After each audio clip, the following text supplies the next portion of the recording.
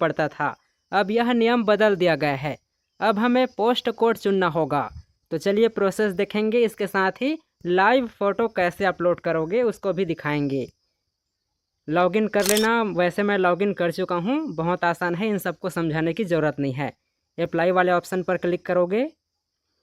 अब यहाँ पर कुछ इंस्ट्रक्शन दिखाई देता है, उसे पढ़ लेना। फ़ोटो सिग्नेचर कैसे अपलोड करना है वो सब दिखाया जाता है। वैसे फ़ोटो तो लाइव अपलोड करना है, लेकिन जो सिग्नेचर है उसका साइज़ 10 से 20 KB के अंतर में होना है। पहले आपको एग्ज़ाम सेंटर चुनना है। तो देखो सभी राज्यों का है। यहाँ पर अपने ही राज्य में 3 एग्ज़ाम सेंटर चुनना होता है। मान लीजिए तुम उत्तर प्रदेश के निवासी हो, तो यहाँ पर लखनऊ दिया गया है, जो सेंट्रल रीजन में आता है, CR। उसी प्रकार उत्तर प्रदेश बहुत बड़ा राज्य है, तो यहाँ लगभग 10 एग्ज़ाम सेंटर आसानी से मिलता है। तो आपको सिर्फ 3 ही चुनना होगा आपके नियर के अनुसार। अरे यार, हम उत्तर प्रदेश से नहीं हैं, हम तो छत्तीसगढ़ से हैं। तो यहाँ पर हम बिलासपुर, रायपुर, दुर्ग करेंगे। पहला बिलासपुर को दे रहे हैं, उसके बाद रायपुर,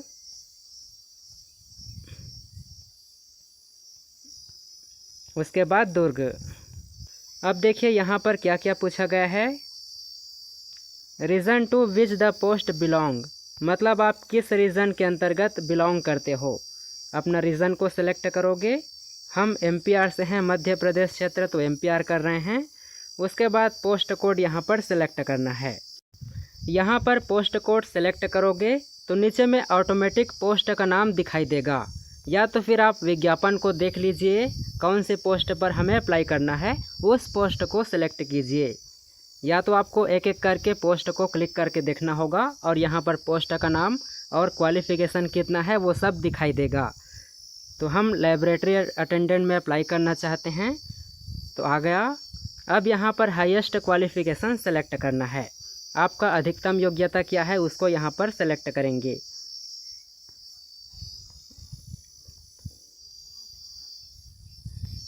इसको खाली छोड़ दीजिए, कोई ज़रूरी नहीं है।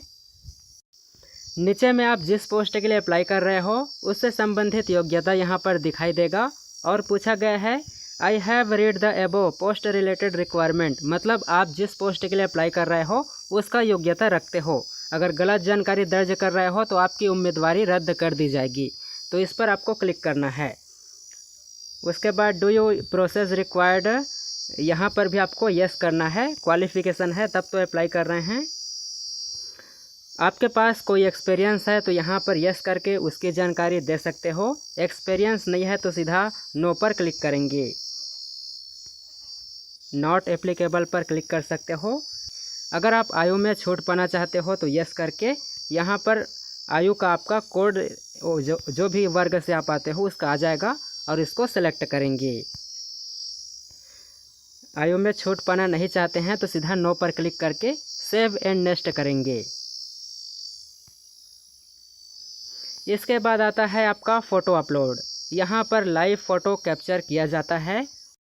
लाइव फ़ोटो अपलोड करने से पहले कुछ निर्देश समझ लीजिए। आपको ऐसे दीवार के सामने खड़े होना है जो दीवार साफ़ सुथरा हो, क्लियर हो और हल्के कलर का हो। ज़रूरी नहीं है कि वाइट बैकग्राउंड ही हो, तो डार्क कलर का ना हो।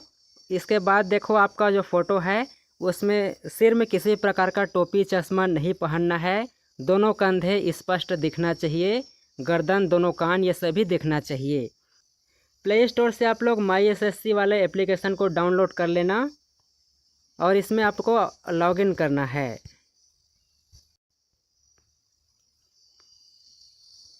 एप्लीकेशन को ओपन करोगे तो यहाँ पर राइट साइड में आपको लॉगिन का ऑप्शन दिखाई देता है।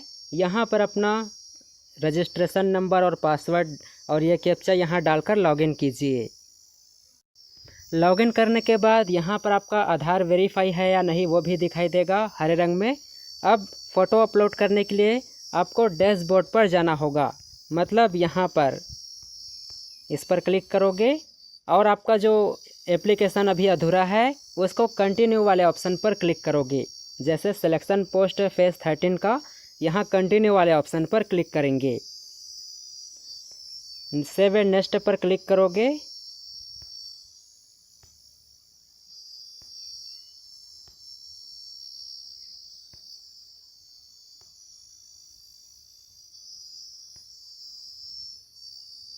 उसके बाद यहाँ पर आई कॉन्सेंट आधार फेस ऑथेंटिकेशन, तो यहाँ पर आधार फेस ऑथेंटिकेशन हो रहा है, आधार से फेस प्रमाणित हो रहा है। तो आपको ये कॉन्सेंट वाले ऑप्शन पर टिक लगा देना है। अब यहाँ पर क्लिक करेंगे। अब देखो आधार से वेरीफाई हो रहा है, बहुत बदल गया है नियम। आधार फेस आईडी एप्लीकेशन आपको डाउनलोड करना होगा। इसके लिए चेहरे को इस गोल घेरे में आपको रखना है और हरे रंग में हो जाएगा तो देखो फेस वेरिफिकेशन सक्सेसफुल हो चुका है। इसके बाद ही आपका प्रोसेस आगे बढ़ेगा। ओके वाले ऑप्शन पर क्लिक करोगे।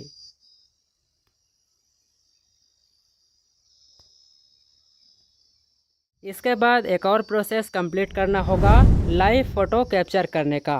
तो चलिए हम लाइव फ़ोटो कैप्चर करते हैं।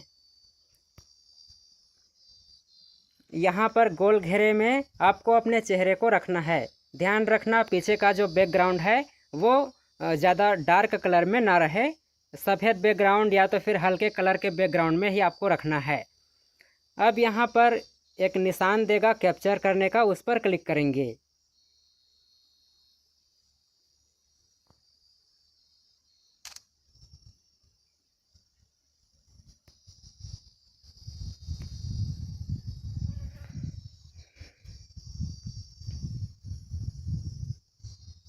देखो एक बार में फ़ोटो कैप्चर नहीं होता है तो आपको बार बार ट्राई करना है।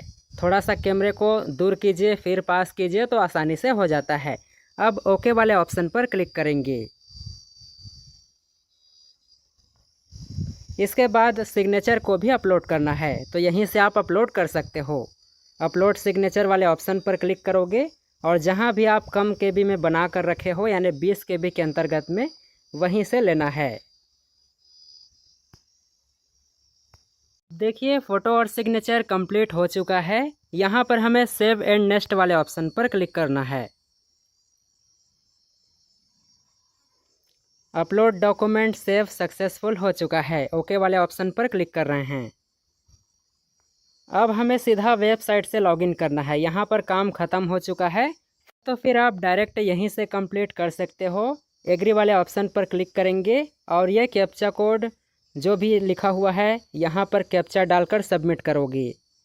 तो चलो मैं कंप्लीट कर लेता हूँ, फिर वहाँ कहाँ लॉगिन करोगे।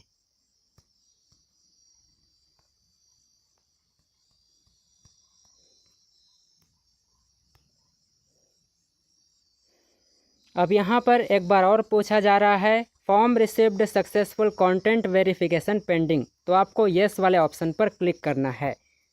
मतलब आपका प्रोविजनली एक्सेप्ट हो चुका है।